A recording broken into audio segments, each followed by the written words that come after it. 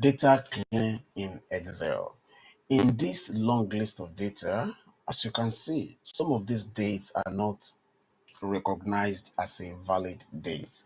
In the filter drop-down, these dates are not grouped by year. All right?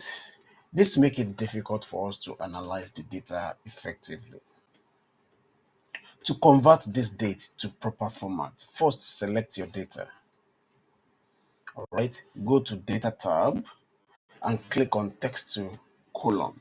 Now click on Next 2 times. All right, then click on Date and select your date format. In this case, we're going to be using month, day, year format, which is MDY.